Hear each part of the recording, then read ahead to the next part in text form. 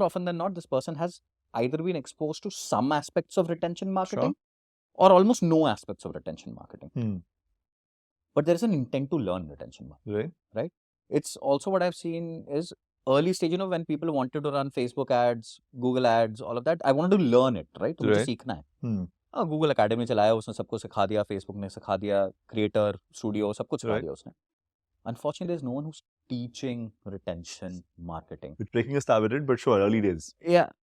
Dude, the problem is that you have a bunch of founders who are relying on one team to run something which they have little or no experience to run, and there is no one to make that process better.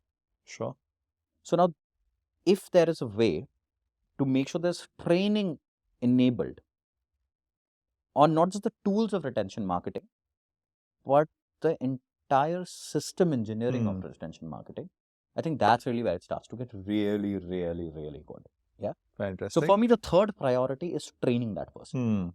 Now, training, unfortunately, I know you guys are trying to set up something. Sure. All the best. It's a WIP. Do well. No, because that's important.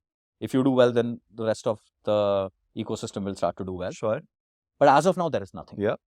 So now what happens is either me teaching or someone else in the team who's a little bit more experienced than me potentially teaching. Someone who's done it in the past. Maybe I'm going to rely on someone else outside. I'm going to rely on a different brand.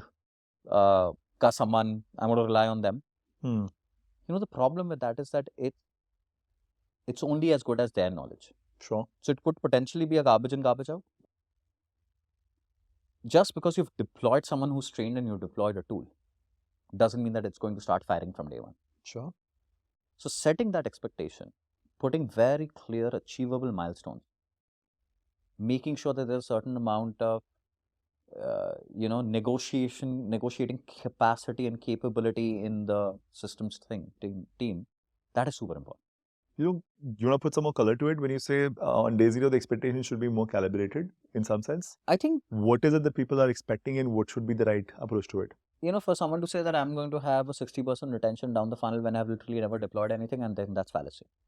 Fair enough. Or them saying that, okay, 30% of my revenue contribution is going to come from my retention funnel, that's also fallacy. Okay. Right? Now, you might, some people will do a Google search. What is the kind of retention metric that, globally, okay, you're looking at US metrics, fantastic retention metrics to a very large extent. You're going to see massive amounts of revenue contribution. You're going to see lots of brand loyalty, brand love, all of that. Your NPS is going to be south of potentially 90-97%, and you're going to be like, wait, that's the kind of metric I need to chase. No.